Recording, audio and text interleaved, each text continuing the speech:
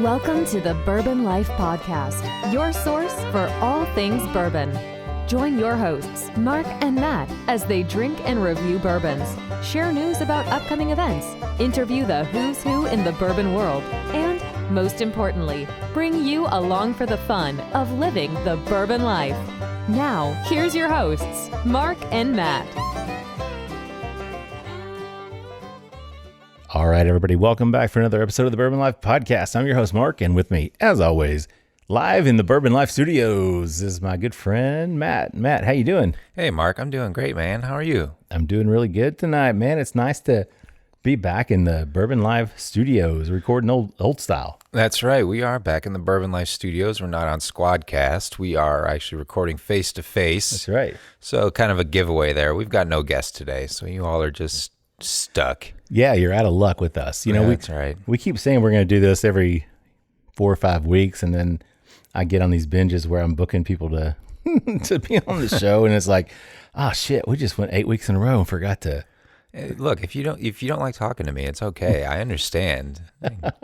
Quite frankly, I think our listeners much prefer not having to listen to. That's I was going to say. They probably prefer me spit unfactual information, and they like having a guest. Yeah, no, they like. You know, I think they like. I get comments when we do just a you and me show actually it's funny because people are like, I think you guys are probably more genuine when you're by yourselves, and I'm like, yeah, we're genuinely awful. Yeah, but I mean, I think when we have guests on the show, Matt, we kind of keep it real. I don't think we blow smoke up anybody. So at least I don't think we do. Yeah, because we have someone there to check us beside ourselves if we start flying too off the rails. Yeah, but I mean, even with the bourbon reviews and stuff, I think we stay pretty true to what we think, and we tell everybody what we think about it. So anyway, so now that I've said that, gosh, I guess I should probably thank our sponsors, right? Yeah, the people that make this show possible. Yeah, look, I'm looking at my cheat sheet. Wait, who's our sponsors? Oh, come on. No, I'm just kidding. The Stave Restaurant out in Millville, Kentucky. Go pay them a visit when you get a chance. If you're here on the Bourbon Trail or you live in Central Kentucky, Louisville or Lexington, anywhere close to there, man, just go check those guys out. They're on McCracken Pike out there between Castle and Key and Woodford Reserve. So if you're out, and actually they're only like, 15 minutes from Buffalo Trace, I think, as well. So I mean, they're right there in the heart of all the Bourbon Trail stuff. So check them out. You can find them online too, thestavekentucky.com. Just a great restaurant. Chef Kyle Klatka making some excellent food. Man, they post stuff. If you're not on Facebook or Instagram following them, you need to be, because they post some great pictures of the food, and it just kills me sometimes when I see what they're serving. I'm like, oh God, that looks so good. Yeah, no kidding. He's got quite a pedigree behind him. Yeah, Kyle does. The head chef. Yeah, man, that's right. Because he was in New York and he's in Cleveland. I mean, he's cooked his way through New York. Opened a couple different restaurants there. In fact. Yep. I wish we would have gotten a little bit more in depth with him when we had him on the show. Yeah, I think we probably need to go out there sometime and maybe do an episode and just incorporate food.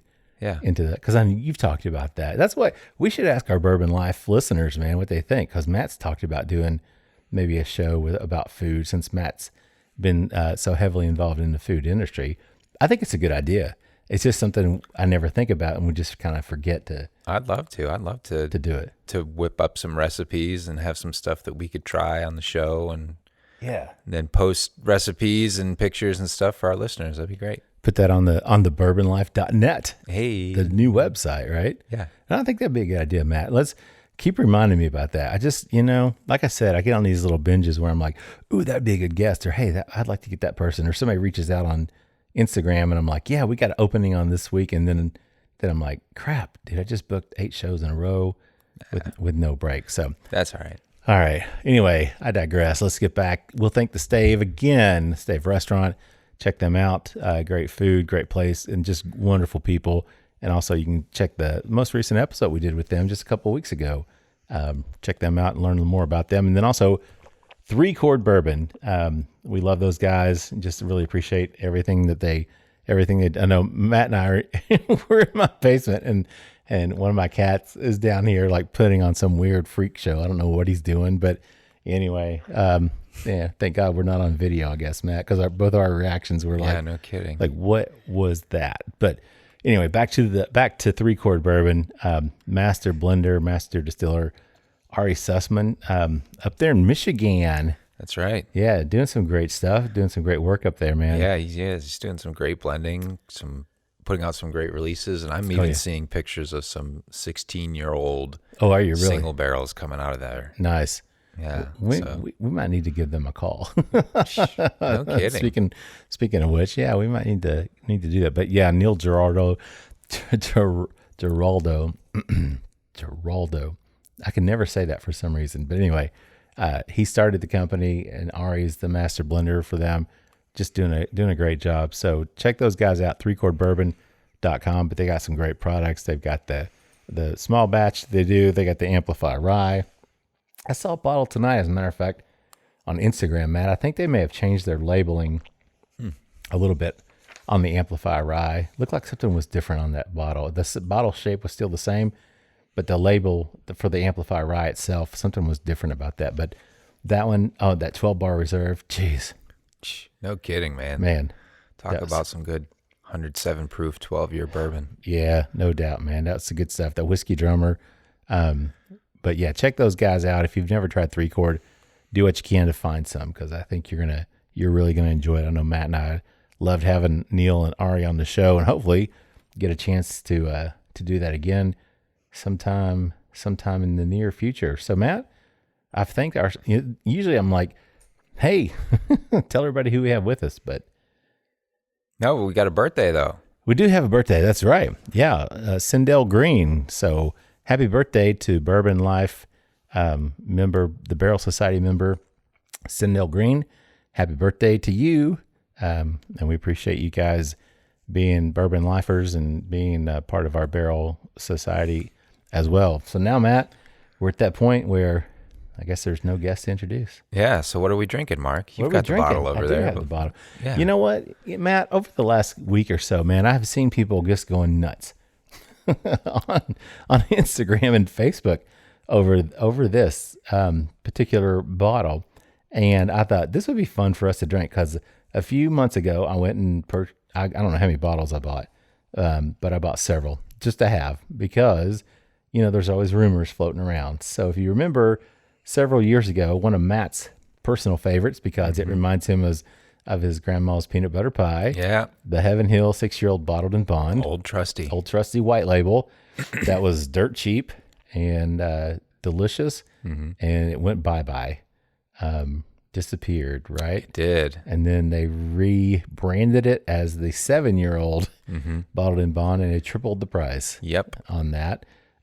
So now people have been freaking out about the Green Label Heaven Hill, the 6-year-old. This is not a No, it's not a. I was like, this is not a bottled in bond. I just want to make sure. No, because then it'd be the white label. It'd be the same thing, right? So I'm like, okay, yeah. So 6 years old, but it's the Green Label Heaven Hill, and man, people have just been going nuts over this. Matt, you said you saw.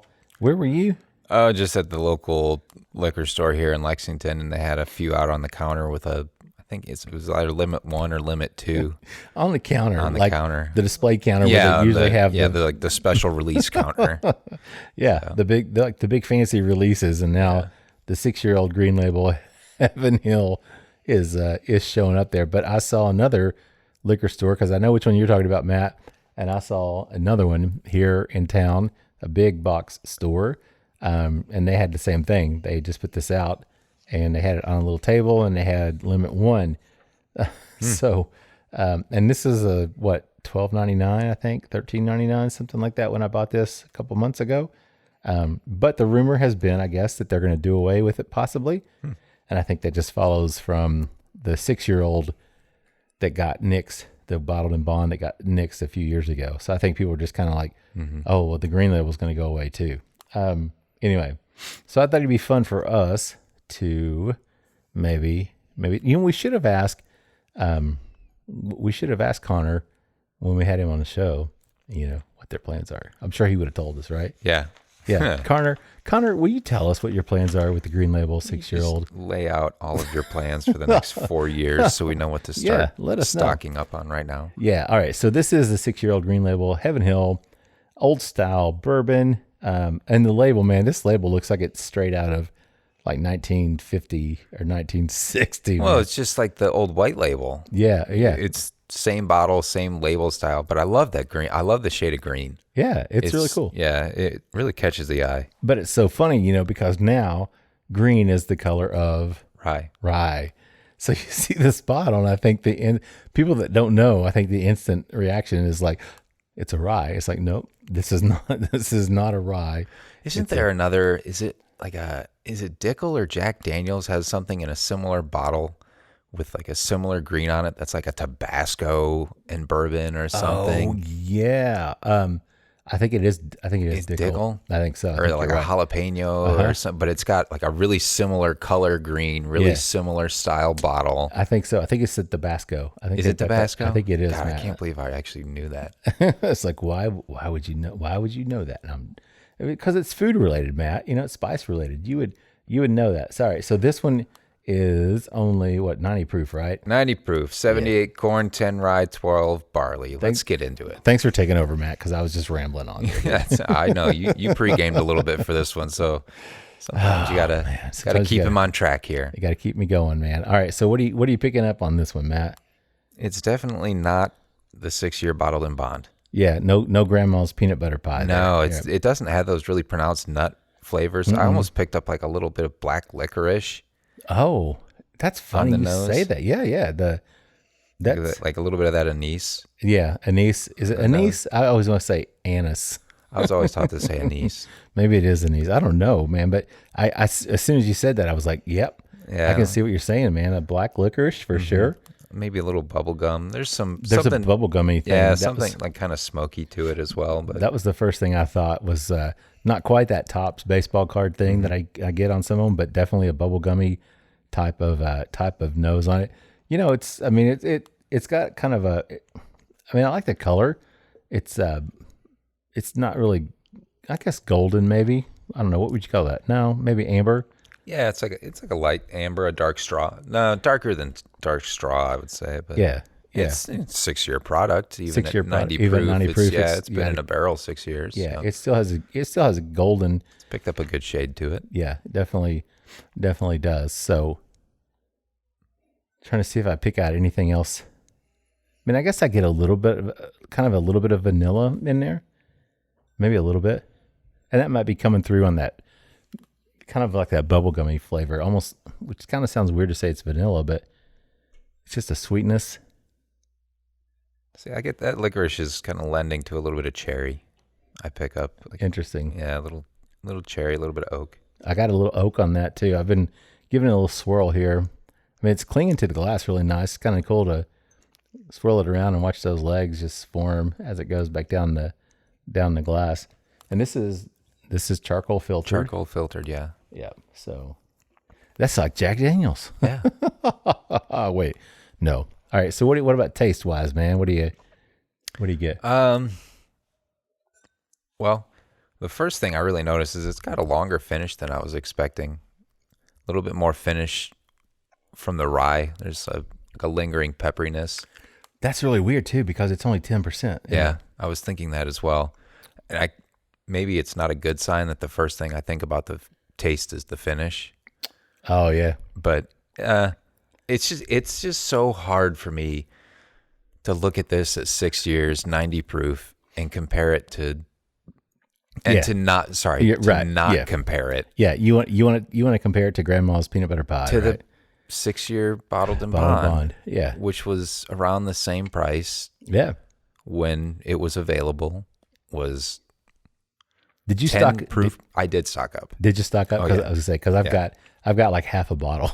Oh well, if you need something, you might have a friend. I can take care of you. Not for you listeners. No, I'm just kidding.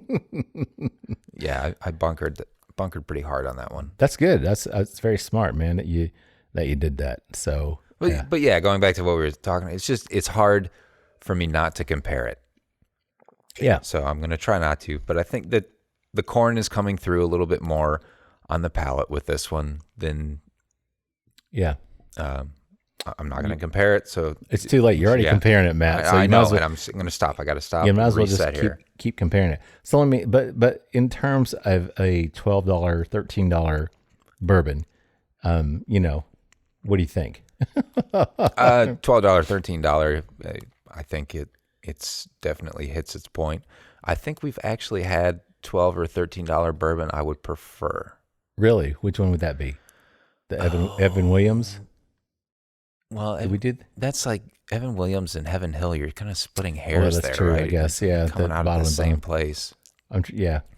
What was the Blue Note, the juke joint? Oh, yeah. I don't that remember was what like relatively inexpensive. It might have been like 20. Remember. Yeah. Or what did we have early on? The Gift Horse. The Wheel Horse. Wheel Horse. That was in the 20s. That was in the low 20s. Low yeah. 20s, okay. So that one and Wheel Horse was in the 20s. Old Tubs, like 21, 22. Mm-hmm. I think I would pass on the Old Tub most days. Yeah, I know that the tannicness of that one just still sticks with me when I think about it, because I love what they put out at Beam. Obviously, you look at the shelves and there's Knob Creeks and Bookers and little book bottles and everything else flying around. But yeah, that Old Tub, I guess it was good. But for $15 or $12, $13, yeah, this is when I definitely, I do have it on the bar. Mm-hmm. But I think I would drink, was it that JTS Brown or Dant that we tried? Oh, the JTS Brown. I think I would drink that before this. Yeah. The gold, it's kind of the gold label, right? Yeah, we did that for Bill Bender. Yeah, I think I might. That's one of his favorites, man. Because he's down in Florida, and is that only available in Kentucky, or is it just? I forget. I don't think he can get it in Florida, regardless of. I can't remember where it's all available, but he can't get it. So Bill's a huge fan of JTS Brown, and that's only. It used to be only like $10.99 a bottle. Yeah. So now here's a totally unfair comparison. Because nobody can find it for this price. But if you could, Special Reserve Weller. Oh, yeah. That's a 26, 24, 20. Yeah. I remember buying it at 16 and a half. Oh, seriously? $16.50 okay. Yeah. before, but. Yeah, definitely. No, this, I will say it's good. It fills its place. Yeah. I can't get over how it's spicy and just the kick, the end. It really I don't want to say kick. It's not really a kick, but it's like there's a linger of peppery finish to it, which really surprises me at only a 10% rye, Matt.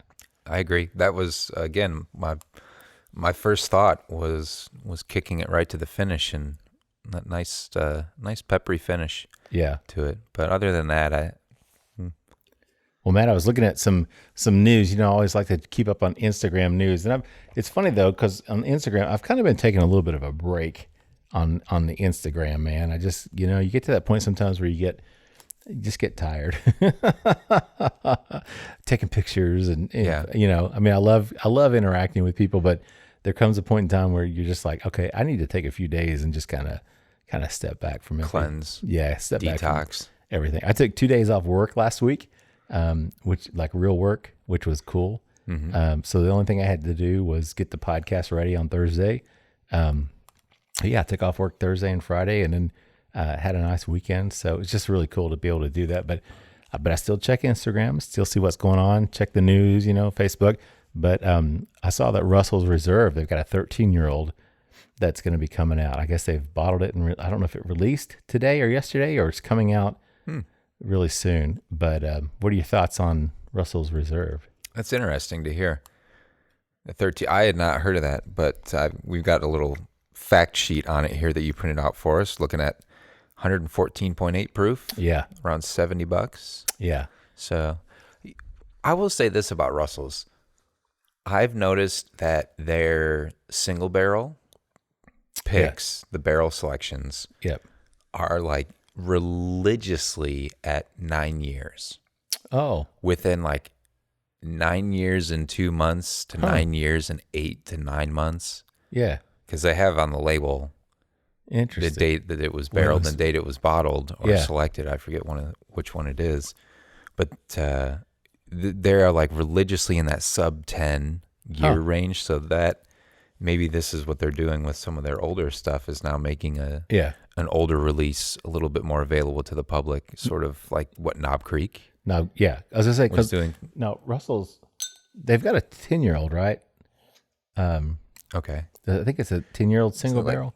Yeah, it's not like a 50.5% or 56.3. And I hate to say it because, I mean, Wild Turkey is great stuff. It's just not, it's not something that on a regular basis I drink. I have to agree that I just don't reach for Russell's. Yeah. Maybe I should. Yeah. Maybe I need to give it more of a shot, but it's not, one that I have going on very often. I've got a Russell's Reserve. I'm pretty sure it's a 10-year-old single barrel. And I enjoyed it, but it's just not something on a regular basis that I think, oh, I'm going to go get a pour of the Russell's Reserve. So, but I'm curious because, 114.8 proof, that's getting up there in that mark range. It's starting to tick off on your radar. And $70. I mean, $70 for 13 years old. I mean, that's not too bad at all. I don't think, man. Yeah, you're starting to reach sort of the standard pricing, I think. Yeah. Maybe the upper entry price, like upper side of it. Well, because I was thinking about like the Elijah Craig, the barrel proof. Yeah. It's 12 years old, right? Mm-hmm. And it's right around that 60, 65, maybe, depending on where you get it. Yeah. So you're kind of in that same range, which is pretty, of course, your barrel proof, which is, usually 120s to 130s, but so this one's a little bit lighter. But still, I'm going to probably try to track that one down, Matt, just to. I look forward to trying it with you. Yeah. But speaking of Wild Turkey, and Russell's Reserve, should we tell everybody? Just stay tuned for next week. Stay tuned for next week. That's a good way to say it. Yeah, Matt. Just everybody just stay tuned for next week's episode. But anyway, all right. So let's wrap it up on this first session here. Let's get back on this Heaven Hill, this Green Label 6-year-old. So what are your final thoughts on this one? It's hard to really hate a sub $15 6-year-old bottle of bourbon that isn't just rock gut. Yeah. So I mean, it's good. This is a great budget pour. I think it fills the place of. Well, no, nothing will ever take the place of the 6-year bottled in bond for the quality, but maybe for like the cult following. Sure. This might fill that void in Heaven Hill's lineup, but I think it may, Matt. I mean, it seems like it based on what I've seen over the last week or so, man. People just going nuts about this. And, I saw several posts about people selling it on secondary. I'm like, what? I mean, people selling the Green Label 6-year-old on the secondary? I'm like, all right. But anyway, I thought it'd be fun to review it because I had these bottles and drink a little bit of it. And again, it's nothing that's going to knock your socks off. It's not like, oh my God, this is the best bourbon I've ever had. But again, when you drink it, it's like, this is not a bad bourbon. I mean, it's for $12, $13. It's like, I could drink this. I would, it's not something I'm going to drink every day and might use it more as a mixer for something probably. But even neat, it's not offensive. It's a good bourbon when you don't really want to sit around and be all ethereal and methodic about thinking about your bourbon. Sure. You just want to put it in the glass and get it down the gullet. Yeah. Or you don't want to crack open a $80, $120, $140 bottle of bourbon. You just want to drink a bourbon. Yeah. Or when like that neighbor comes over. Yes, and, there you go. Like, exactly. Oh yeah. You need a drink this out. And he's just like, I really like bourbon. He or she, excuse me. Yeah. Like, okay, here you go. Yeah. Check out this limited release. It's limited to one person, one bottle per person. You need to try this, man. It's or to do the trick of like, you'll never guess how much this costs. Man. Anyway, it fills with it. It's solid. It definitely belongs in the industry, and it's a staple. Yeah, and I'd put it on my bar. Like I said, it is on my bar, so it's a good choice to have. So, all right, Matt, let's wrap this session up, and we'll get a word from our sponsor, and we'll be right back in just a minute with more of the Bourbon Life Podcast. Hey, Bourbon Lifers. When you're out hunting for those hard-to-find bottles or just enjoying the distilleries of Central Kentucky, you're going to work up an appetite. And when it's time to refuel, we suggest that you visit our good friends Rebecca and Eric Burnworth at the Stave Restaurant. Located at 5711 McCracken Pike in Millville, Kentucky, close to Castle and Key and Woodford Reserve, the Stave Restaurant is just off the beaten path, nestled on the banks of Glens Creek. With a newly redesigned menu, Chef Kyle Klatka prepares amazing food each day featuring an elevated Kentucky-inspired cuisine. You can take our word for it. The food alone is worth the trip to the Stave. With a full-service bar, great bourbon flights, and signature cocktails, the Stave is the perfect place to catch up with friends after a fun-filled day of touring the local distilleries. And you can even purchase bottles of bourbon to take home with you while you're there. Make sure to follow the Stave on Instagram and Facebook at The Stave Kentucky, or visit them online at thestavekentucky.com to stay up to date on everything that's going on. The Stave Restaurant is a bourbon lover's paradise, right here in the heart of bourbon country. All right, everybody, welcome back for round 2 of the Bourbon Life Podcast. I'm your host, Mark, and with me, as always, is my good buddy who puts up with me, Matt. Matt, how you doing over there? Hey, Mark, I'm doing great, man. We need to have a bloopers reel. We are a bloopers reel. What are you talking? We need to have. We are rolling. Like a serious podcast is what we need to have, man. Yeah. Goodness gracious. Thankfully, this is not live because goodness, anyway, man. Matt, How you doing this week? Oh, Mark, I'm doing pretty well. I don't think we really even talked about that. That's our standard stick at the very beginning. I know it is. We really didn't go into that. Yeah, well, I think we usually do it because we need something quick that you and I can talk about before we go right into a guest. That's true. That's a good point. And since tonight it's just you and I, we need to kill time. That's right. We've got the next 20 minutes, give or take, to kill some time. Yeah, kill time. So, Matt, how you doing over there? We don't have to talk about the weather and everything, but the weather's been great. It has been. Yeah. We just had what was a beautiful Kentucky Derby. Yeah. I got to say, I did pick the winner. Did you really? Medina Spirit. Dang, dude. Yep. How'd you do that? With just luck or just check the charts? I knew the line a little bit coming in, and I did a touch of research. Not a whole lot, but I know we are the Bourbon Life Podcast here, so we'll keep it mostly right. We bourbon. can talk about horses, man. It's all Kentucky, right? Yeah. So I knew that Medina Spirit drew a good gate position. I think it was 5. I think it was out of 8. 8, okay. If I'm not mistaken. And just hearing about the horse, they said in all of his previous races, he had never been passed. Never been passed. That's right. Right. And it was Bob Baffert. And I'll get to that. But you take a horse that's never been passed, you put him in a decent gate position, and the way the race, of course, you can't bet on the horse once they're off, but the horse showed resiliency, led from gun to tape. Yeah. So it did not want to be passed. And then, as you were referencing, it's like an unwritten Kentucky rule: never bet against Bob Baffert, legendary horse trainer. That was what, his seventh Kentucky 7 Derby? or 8, I believe. Unbelievable, yeah, man. But it's like, when in doubt, if there's a Baffert horse and you don't have any skin in the fight, always bet on Baffert. And John Velasquez was that's right, jockey, and he won the Oaks the day before, right? He did. So he won the Oaks the night before. Can you imagine winning the Oaks and then turn around and winning the Derby and on a horse that was $1,000? That's right, $1,000 at first sale, $30,000 at second. God, I mean, that's just, man, just anything is possible. But yeah, man, a Kentucky Derby for people. I mean, people know how big of a sporting event it is, but living in Kentucky, it's just it's like crazy. But here is, we should make this a Bourbon Life bingo. I have never been to the Kentucky Derby. Oh man, ever. I've been to too many.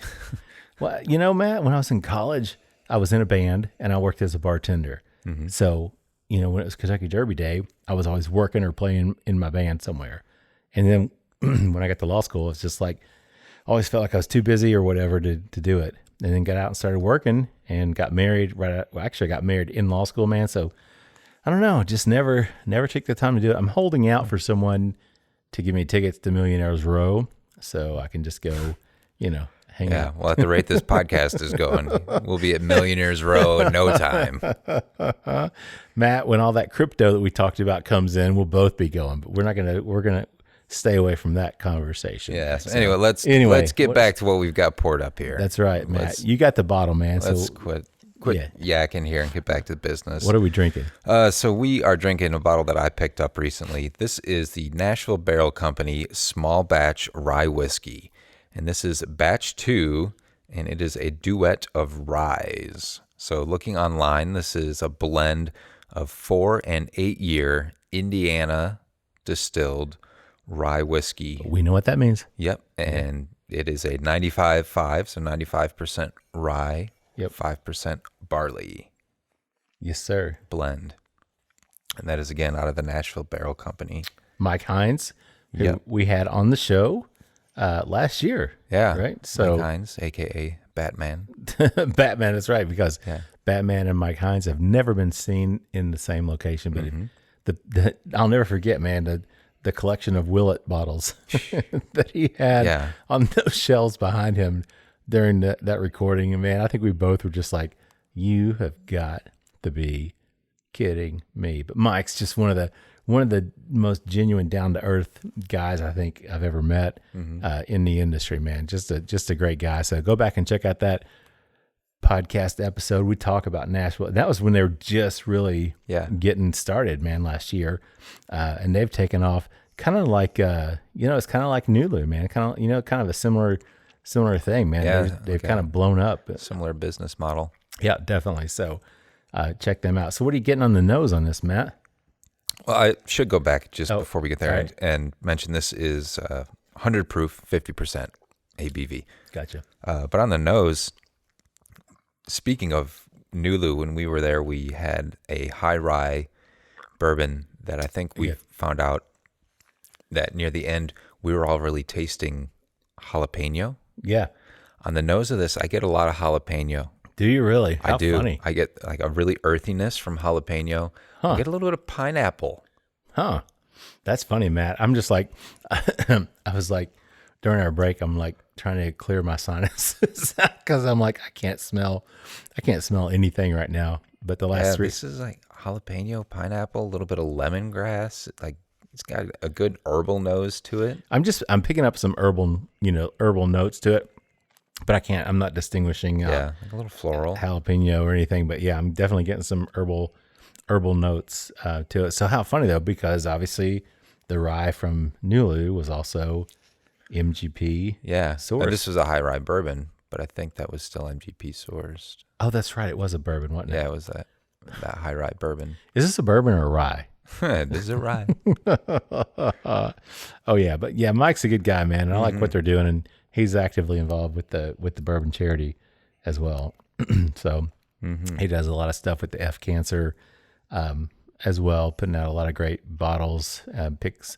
I just saw something. I think they did another one at Four Roses just a couple of weeks ago. Another barrel pick at Four Roses for some F Cancer stuff, man. So Mike's out there fighting a good fight. But he's like Batman. It's like pictures of Mike in his Porsche and pictures of Mike with 1,000 Willet bottles behind him or whatever else he's got. Man. Hey, it's got to be somebody. I'm glad it's someone as nice and genuine as Mike. Yeah, Mike Hines. It's not like some guy that's a total wiener. Yeah, no doubt. So what are you getting on the? I'm over here smacking my lips, man. What do you get on the palate on this one, Matt? I get a lot of honey. I get a lot of mint. It's got a really, really great, bright minty flavor to it as well. Yeah. Good oak. I pick up that honey. But again, like the earthiness from the jalapenos coming through. There's like a little, that lemongrass, almost like a little tangerine or apricot. You know, it's funny because you said honey, and I'm thinking, to me, it's almost like I'm drinking a tea that's been sweetened with honey. Yeah. I'm getting kind of that tea note on this one, but that sweetness, almost like a honey sweetness to it as well. So it's like a honey tea with a nice kick to it. This reminds me a lot of like Thai cooking. Like it. From the spiciness? Yeah, with jalapeno, lemongrass, the spiciness that's coming through with it from the heat. Like it has, to me, it's drawing a lot of similarities from. Yeah, that's funny because from like Thai cooking, not a curry Thai cooking, but my tongue, it's like there's a lot of times we talk about black peppercorn or we talk about cinnamon. Yeah. And I can distinguish those different flavor profiles on the palate. But this one, I think when you said the jalapeno on the nose, now it's kind of coming through to me on the palate in terms of that spiciness, because it almost intensifies as I'm drinking it. As the finish continues, it almost in my tongue it gets like hotter and hotter. Yeah. Like eating a jalapeno pepper does. Yeah, we've talked about that a lot of times, especially with a 95.5. Mark and I have typically characterized big, bold, peppery finish, a lot of peppercorn, sometimes a little bit of cinnamon, but usually just peppercorn and heat coming through that way. But this it's like an earthy, it has a flavorful heat. Yeah. And I think the jalapeno for me is... I think it's a great way to describe it. It's so funny when we were over there with Chase and you said that. He was like, it was like his mind was absolutely blown. He's like, I never thought of that before, but oh my God, Jay, you're right. You're like right on with that, man. So Matt's always good. That's why I love having Matt around, other than, the fact he's a good guy as well, but he's fun to hang out with. But I appreciate that. Matt's got a super talented palate. So it's always good to be able to, it's just like we always say, just say it confidently enough, and suddenly you get people to be like, "Oh my gosh, really? There is jalapeno in there." Oh yeah. That's funny, but so they've only been around for what, a year? Maybe a year? Was it last year that they just started, or? I believe so. Yeah, pretty new, and I didn't know, to be honest. So this is batch 2. So there was a batch 1 before this, but I didn't know that they were blending and releasing. Yeah, under their own. Yeah, I thought that they were just doing. Oh, just private barrel picks. Yeah, private barrel picks and giving access. So kind of a similar thing to Nulu and Prohibition, right? Craft spirits, where they're now blending batched bourbon, but they also have a whole lot available for single barrel selections. Man, that's really good, Matt. Yeah. Now it's funny because along with that spiciness, I'm getting a sweetness on the finish now too. Yeah.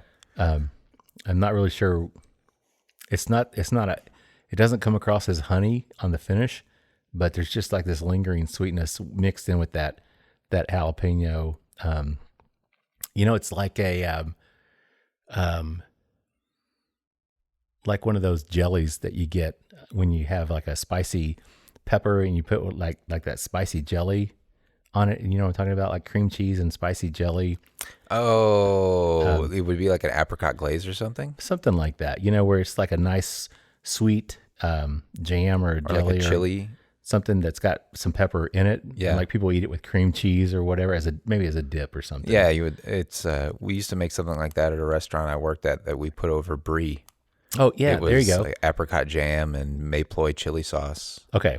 A concoction. So it's like you get that bite, that spiciness from a jalapeno or the pepper, but then you get that sweetness from the fruit and from a little bit of sugar. But that's kind of what it reminds me of. That aftertaste is like that jalapeno heat. That it really intensifies initially, and then as it wears off, you get that sweetness. I don't know, Matt. Maybe I'm just crazy. So I don't think you're crazy at all. I think you're onto it. I get the sweetness on the finish for me comes through with a lot of mint. Yeah, with this. Yeah, I do get that too. The mint. So maybe I can see that. But for me, it's just really weird. The sweetness is just really really prevalent, and I can't really put it in terms of like a fruit or like a berry or anything like that, or honey even. It's just a sweetness that comes through. So, man, I'm glad you brought this over, Matt. Hey, me too. I was glad to share it. I had tried this before just as a single pour and was really impressed. Yeah. And so when I went back and saw that they had it for sale, I decided to pick up a bottle. And it was... this was $65, so a little bit pricier. Right. But I'm pleased with the purchase. I don't regret paying that for it, especially now that I have more time than just drinking it out of like a plastic 2-ounce glass that I can actually enjoy this out of and have a little bit more than just a 1-ounce pour. It's fun to sit here and play with it and pick out more flavor. Yeah, and this is so that I don't remember when they got into Kentucky, but it's not been that long that they've actually been able to release here in Kentucky. But I know they're expanding. I see them, on Facebook and on Instagram. Mike posting stuff about where their products are going to be available and what they're doing next. But it was so funny because I was thinking back, Matt, to his episode when he sent us those blind samples and we're drinking that rye. Oh God. We're like, oh yeah, this is really good. This is I pick out this and I pick out that. And then all of a sudden I just stop and I'm like, oh, wait a second. I'm like, this isn't a bourbon at all, is it? Cause we both think it's a bourbon. Yeah. And we're just giving all these notes and these the profile, what we're picking up. And then it's like, well, oh no, hold on. So I got to tip my hat to you though, because I would have kept going for like the full 20-minute segment with Mike talking about it as a bourbon. As a bourbon. And not even have switched over to thinking it was a rye. And at the end, he would have been like, look, idiot. Look, guys, what the hell, man? This is a no, rye. see, you saved us, man. You kept the street cred of the Bourbon Life podcast alive on that one, because I was going to just keep derailing the train further and further. Barely. But there are ryes that taste, that you get a lot of similarities, man. There's no question about it. Yeah. Of course, that was a 95.5, which you would think, it would be hard to mistake that butchered that one. that you'd mistake that one for a bourbon. But hey, man, you know what? It happens. It happens to the best of us, man. So, but we've had some good times on the show, and we've probably done a few. I don't want to say dumb things, but it happens, right? It happens. But that's why I've always got Matt here to, at least give good tasting notes on the things that he's picking up on these bourbons and these ryes that we drink. So thankful for that. Matt, I was looking at these Elijah Craig barrel proofs up here, and somebody had posted the other day on Instagram in our Barrel Society that there was the B 521 is available now, and it's like 118 proof. I was like, what? They're finally catering toward me. No, whatever, dude. I'm like, that's not Elijah Craig barrel proof. I don't think they've ever put out a proof. That sounds low, but I know the B's are always yeah, typically lower, correct? Yeah, but they're usually in that. Wasn't their last one like 120 point? Yeah, I think it was like 120.2 maybe. Yeah. But still, man, the 118, Matt, I mean, come on. That's my favorite bourbon, So it's like, I need these guys to keep it up. Let's not hate before you try it. It could be one.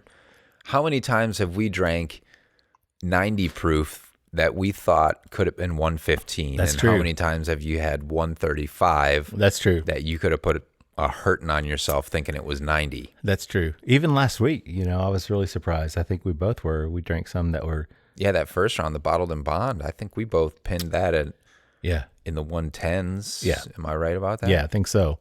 Yeah, so it was kind of weird. It's like when you drink the things that you think are, lower proof that end up or that are lower proof that end up drinking at a much higher proof point. Mm-hmm.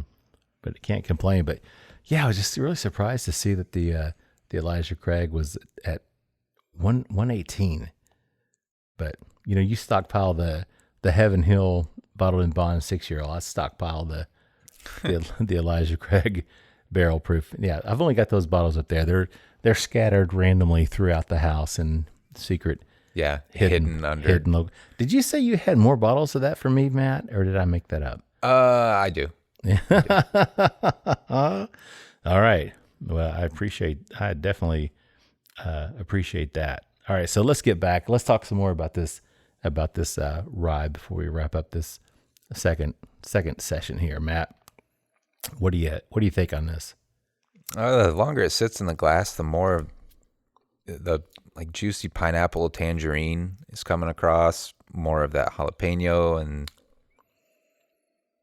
a little bit of like sweetness from honey or like a nice syrup. Yeah. Not a maple syrup, but like a sugary syrup on the nose. And maybe that's why, I was talking about that finish and I couldn't really put a finger on it. Maybe it's just like almost like a simple syrup type of, sweetness. Just so much sweetness that blends in with that jalapeno type of spiciness, man. So, but on the nose, I'm just having a hard time picking up anything because, you know, that's what happens when you spend 3 days outside and it's springtime in Kentucky. It's like, I can't smell anything anymore. It's not COVID. Sure. No, the palate, I think this is wonderful. It's very minty. Yeah, it is. There's a little bit of pepper in there, but again, that the heat from the finish it's got that jalapeno. Pick up like tangerine, apricot. It's not very tannic. It's not bold with like oak or rye grain or spice. It's far more herbal, more like flavors that I pick out than aromas. Like lemongrass comes through again.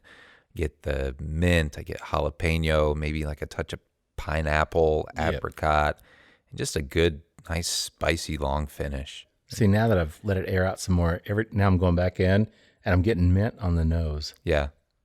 I didn't get that at first, but now the nose comes a little bit more of that. Yeah. The herbal and floral qualities are coming out on the nose. Coming through on that, but which I love in a rye. So, Mike Hines, if you're listening. Thank you, Mike. Yeah, man. Kudos. Another job well done, my friend. So, man, I hope to be in Nashville in a couple of weeks. So we will be, but we're not going to say where and what.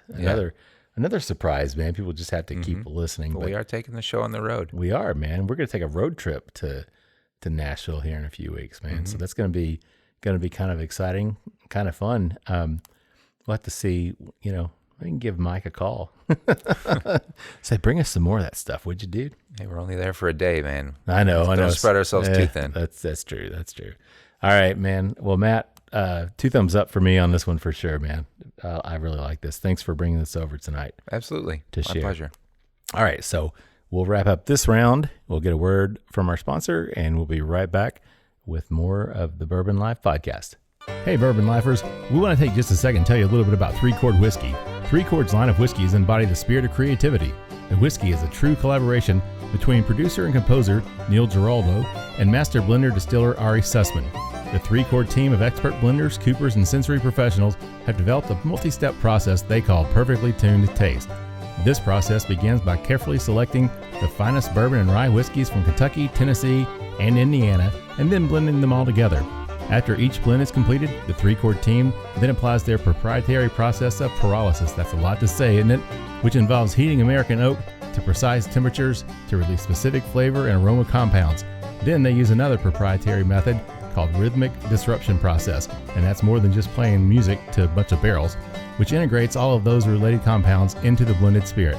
Finally, each small batch blend of 3 Chord is evaluated by a trained sensory panel to ensure an uncommon depth of flavor, character, aroma, and a perfectly tuned taste in each bottle. With their introductory blended bourbon, their Amplify Rye, Strange Collaboration, which is a Pinot Noir finished Kentucky bourbon, their 94 rated 12-bar reserve, and the brand new highly coveted 15-year Kentucky bourbon they call the Whiskey Drummer, there's a lot of options available from 3 Chord. Like the feeling you get when you hear that perfect song, you'll know that the 3 Chord line of whiskeys are right from the first sip. They resonate with so much flavor, you'll want an encore. Find out more about 3 Chord whiskeys and distribution in your area at www.3chordbourbon.com. All right, everybody, welcome back for the final period of the Bourbon Life Podcast. I'm your host, Mark. That's right, working of the hockey match. Get out of here with that. I'm sorry about that, Matt. Like I said last week, man, I've been watching so much soccer, you know, and it's just always on my mind. So when I think sports, I just think a match. So at least you called it soccer and not football. Not football. I know. Yeah. I just, you know, because when you do that, people are like, what? So anyway, but yes, welcome back for the third period of the Bourbon Life Podcast. I'm your host, Mark, and with me, as always, is my good friend, Matt. Matt, how you doing over there? Hey, Mark, I'm doing great, man. We've made it this far. That's right. So I really encourage our listeners to stick around because we've actually got a pretty big announcement. Yeah, that's right. In this third and final session of the Bourbon Life Podcast. That's right. But before we get there, let's not do what we always do. Let's talk about what we're drinking. I will do that, Matt. I'd be more than happy to talk about it. So this round, we are drinking the brand new 5-year-old Tiz Rye Time from Pinhook. This is their second release. This is a rye. This is the second release in their, was it a 9-year vertical series, right? 9 years? Yeah. So this is, last year they put out the first one, the 4-year-old Tiz Rye Time.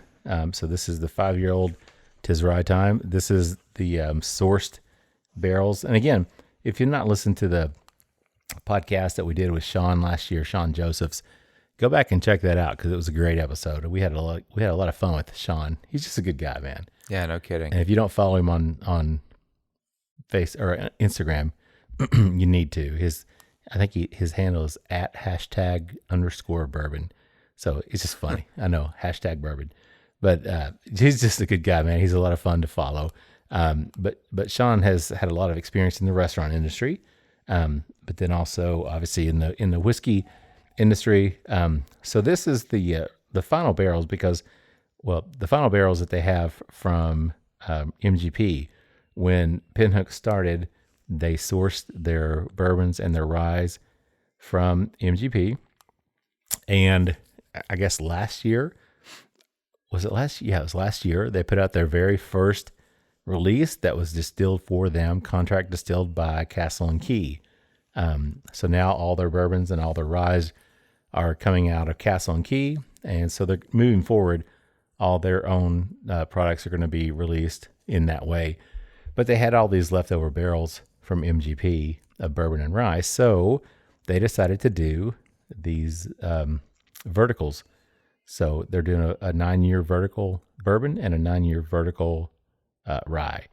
And the bourbon, crap, I can't remember what it's called. Bourbon War? Bourbon War came to mind. I think it's Bourbon War. So it's going to be Bourbon War all from 4 to 12. Is that right? 4, 5, 6, 7, 8. So every, 9 years? 12, yeah. 4 to 12. I had to do the math there. And the Tiz Rye Time, same thing. So each year it'll be, and this was the silver bottles, silver wax. So every year it's going to look the same. But this one comes out at 103 proof. So, Matt, what do you think, man? You've been sniffing it over there. It's always interesting to taste these MGP ryes because we just got done drinking an MGP, which was a blend of 4 and 8 right, at 50%, 100 proof. And this is 95.5 at 5 years? Yes. 5 years and 103 proof. And the nose is completely different. Totally different. It has like almost no similarities. And I can't. The nose on this one is has a lot more rye. I get a lot more grain. At first there was a touch of a little bit of a burn. Yeah. A little hot on the nose, but a lot of grain. And then I start picking up some citrus, picking up oranges, like a honey blossom, like orange blossom. Yeah. I'm just trying to, I want to say syrup, like maple syrup almost, but I don't know. I thought I had like maybe a touch of marshmallow, but I don't pick up any maple syrup. Well, I'm having a hard time picking out, like I said earlier, I'm like, of course, you can never trust my notes, but I'm like, there's something sweet and it's unique. It's very unique. To me, it's a very sweet nose coming across. So, but I can't pinpoint what it comes across to me as. I see you over there tasting it, Matt. You're looking. Again, it's different. This the palate on this, I pick up a lot of rye grain, a lot of peppercorn. This has the spicy peppercorn, right, with it. Where last we got that jalapeno, but there is something sweet. There's I pick up honey on it, oranges too. Again, the orange really comes through on the palate for me. Yeah, I'm just maybe it's a citrusy. I just can't pinpoint that, Matt. It's kind of driving me crazy. But that rye spice, and again, this is 95.5, so it is that 95 rye and 5% malted barley. So your standard MGP stuff. And this is going to be a lot of fun. We're probably going to need to sit down at some point and do the 4-year-old versus the 5-year-old.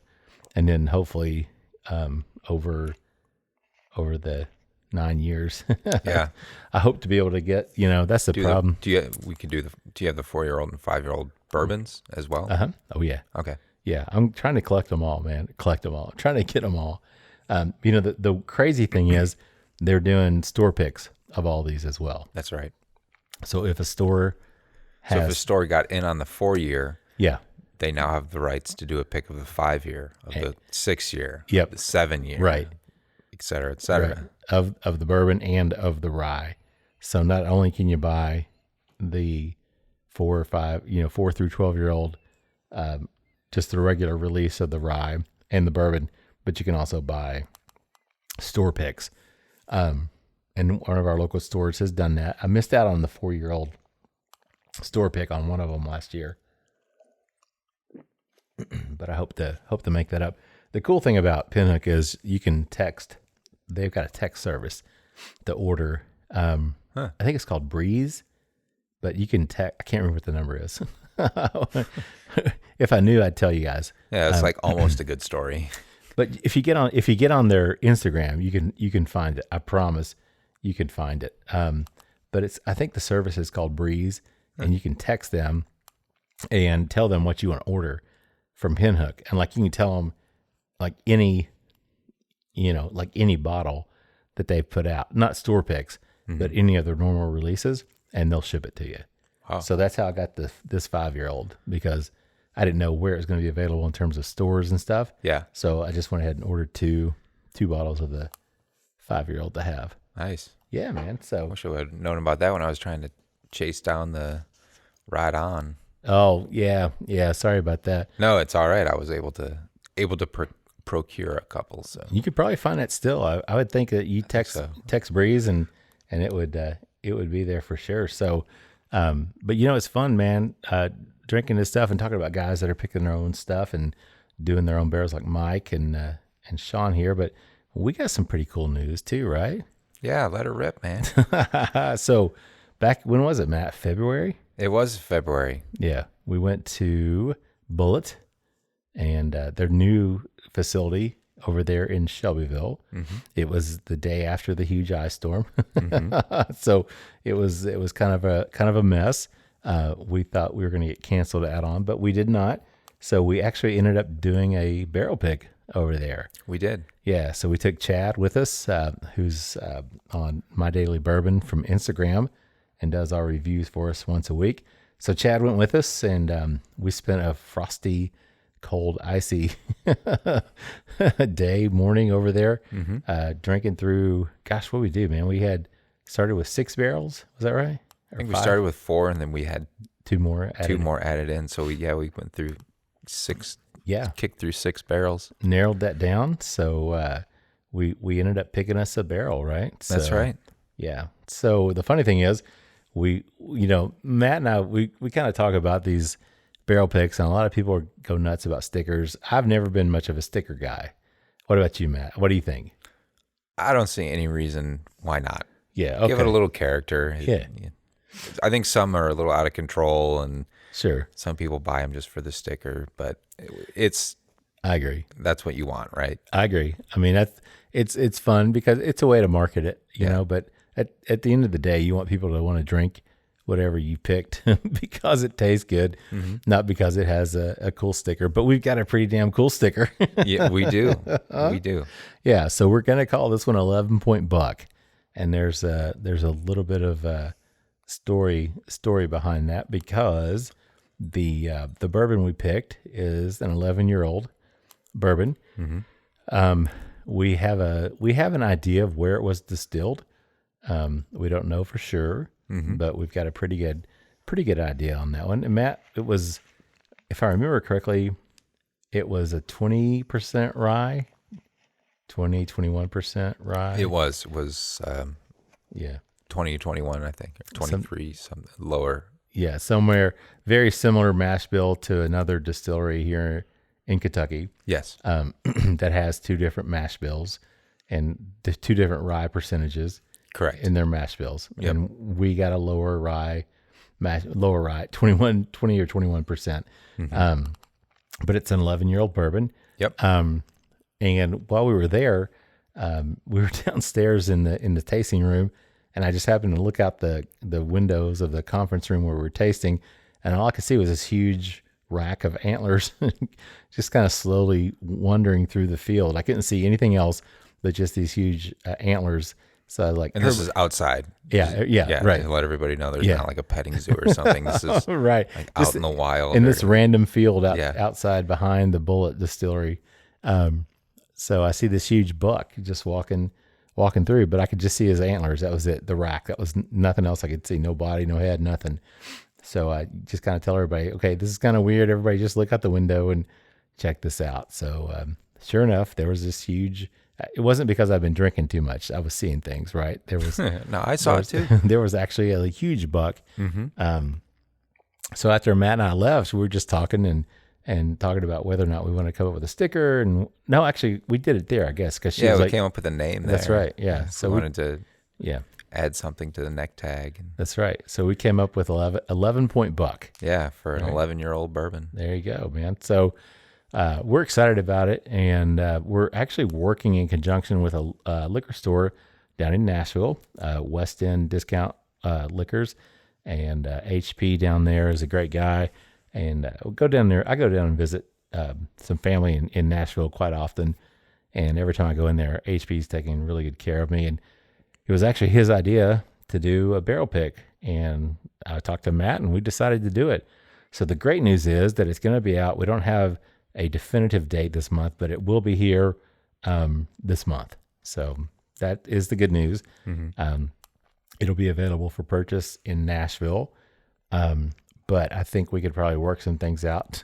So people who are interested in picking up a bottle, if you let us know, I'm sure we can work something out. They don't have shipping, they're not set up like nationwide shipping, but I'm sure people here in Louisville or in Lexington and Louisville that if they're interested in buying a bottle, they can do it through West End, and they'll be able to purchase the bottle, and we'll be able to get it to them somehow. So don't you think, Matt? I imagine where there's a will, there's a way. Yeah. But I really loved it, man. It was a great experience, man. I'm not a big drinker of Bullet whiskey. I just never have been. But when we went there, I was shocked. I was really surprised at what we get to taste. I really enjoyed it. And then once you see the mash bills and you learn, that they've got 2 different mash bills that they use, they got 5 different yeast strains that they use, then you kind of start putting 2 and 2 together and you think, okay, this sounds familiar. And you're thinking, okay, this is an 11-year-old product. Okay, this is going to be good. Yeah. Yep. So we'll have to have everybody stay tuned for tasting notes and maybe a full, a more comprehensive review of our pick once we have the bottles in hand. But we'd love to really do that and do sort of like a formal review and release, and hopefully get maybe even some samples out to you all. Yeah. Yeah. I think I'd love to be able to do some kind of a, release party here in town or something. If we can figure that. I don't know that we'll be able to do that, but hey, why not? Yeah. We can figure something out, right? Yeah.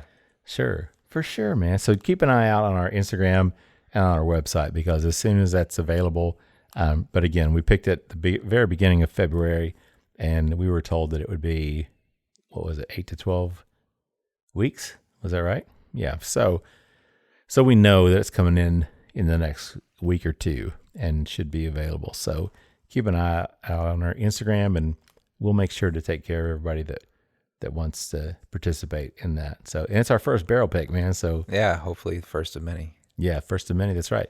We'll see how this one goes. I think it'll go well. Yeah. Right. So if you want to, that's right, get in there and start buying on it in Nashville, then we can do more. That's a good point. That's right. Let's pre-sell this thing or do whatever we got to do to move it. Move it. That's right. All right, Matt, let's get back. Let's talk about now that we talked about us and our bourbon, our pick. Let's go back and talk about the Tiz Rye Time some more. Yeah, it's unique. Drinking two 95.5 Indiana ryes back to back from MGP of different years, just completely different characteristics. First one being far more, I thought, herbal, a little bit more flavorful, and also the heat coming from that jalapeno, more of the like a flavorful heat than just a spicy heat. This one had the nose. I pick up oranges, get a little bit of marshmallow, and also the orange and the marshmallow come in on the palate to me.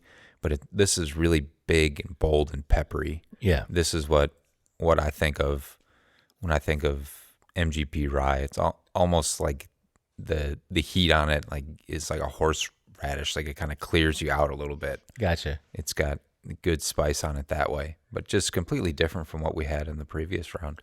All right, so you said it was interesting. So when you say it's interesting, it makes me wonder, does that mean you like it, or does that mean you're not the biggest fan of it? I think if we were comparing this to what I remember of the 4-year, I think I might have liked the 4-year better. Yeah, I'm going to agree with you on that. And here's the funny thing. My wife tasted that 4-year-old and she absolutely loved it because that tasted, almost had a black licorice kind of flavor to it. I don't know if you remember that or not, Matt, but she was like, oh my God, I love that when I was a kid. You know, it goes back to childhood. It's like, oh, I love the black licorice when I was a kid. And she really picked that out when she tasted it. So we had to buy like 2 or 3 extra bottles of the 4-year-old just to have it. Yeah. So when I bought this, I cracked it open when I got it in, and she was like, oh, this is the 5-year-old, isn't it? I'm like, yeah. So she took a taste, and I could see it in her face. It's really funny, you know? She's like, I don't think I like this one as much. I'm like, well, that's kind of weird, but I understand. You know, to me, I mean, I like it, you know, I do.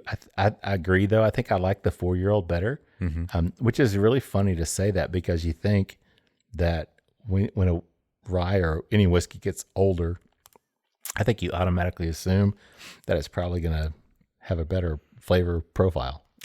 There's something to be said about young rye. Young rye. I stick to my guns on this one. All right. There's something there with these younger ryes. Sometimes the extra year, and I bet that the upcoming releases on this will be phenomenal. Sure.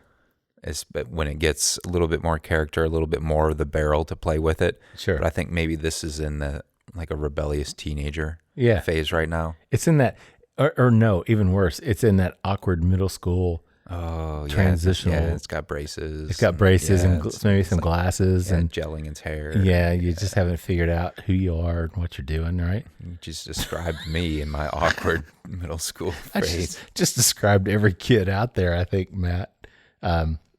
Describe myself. Well, I don't know that I ever grew out of that awkward stage, Matt. I don't have braces. I never had braces, but you know, I have to wear contacts now. So, but now that I shaved the beard off, I'm not quite as awkward as I used to be. But yeah, it's kind of funny, man. I just automatically assumed, I was like, oh, the 5-year-old, man, it's going to be so much better. And it's not better. You know, it's not bad. It's a solid rye. Mm-hmm. I mean, I enjoy it.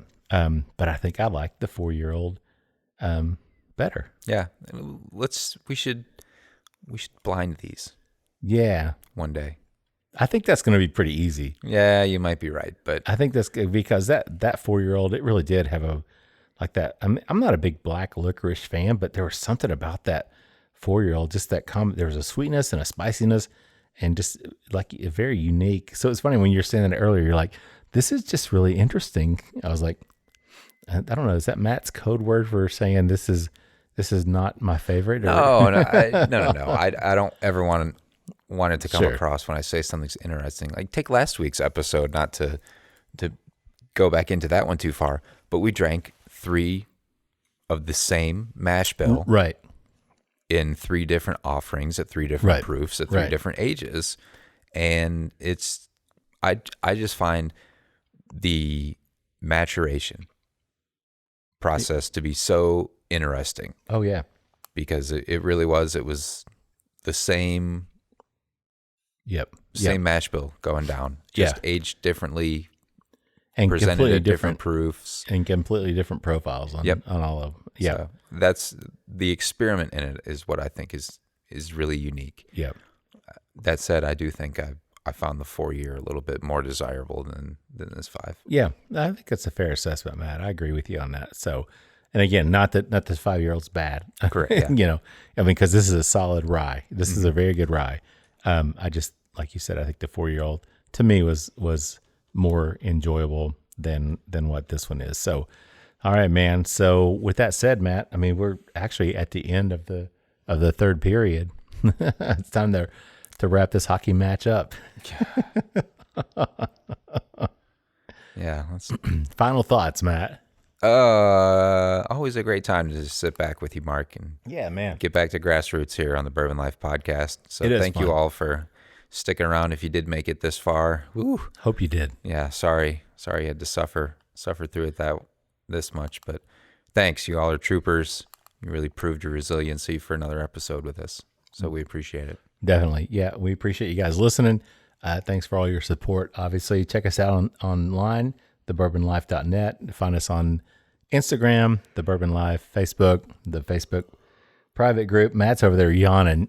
This has been such a riveting, exciting show for him tonight that he's ready to go home. And what time did you get up this morning, Matt? No, I actually slept in. What? Woke up, after Matt. Yeah, six mornings in a row being up at 4:30. I was gonna say, I figured you got up and went and swam like 3,500 meters or something. So no, that's tomorrow. Maybe. Yeah. All right. But thank you guys for listening to us. Hope you guys are more interested in the show than Matt is. No, I'm just all right. Thank you guys. We appreciate it. Before we get out of here, I need to thank our sponsors, the Stave Restaurant, out there on McCracken Pike between Castle and Key and Woodford Reserve, just making some great food. Chef Kyle Klatka, we talked about him a few minutes earlier and did the podcast episode with him and Rebecca Burnworth, the owner, a couple months ago. So check that out. And then also 3-Chord Bourbon. We really appreciate their sponsorship as well. And check them out online as well at 3chordbourbon.com. Matt, with that said, I'm going to wrap it up. Send us home with our tagline, which is, may your glasses always be full, and may you keep on living the bourbon life. Thank you for joining us for this week's episode of the Bourbon Life Podcast. Our mission at the Bourbon Life is simple: to share our passion for all things bourbon with you every week. And we'd really love to hear your thoughts on how we're doing. You can find us on Instagram and Facebook at The Bourbon Life. You can also contact us by email at thebourbonlife@gmail.com. And you can always find us on your favorite podcast platform. If you have a moment, we'd love it if you would rate us and give us a review. So until next week, we hope your glass is always full and that you keep on living the bourbon life.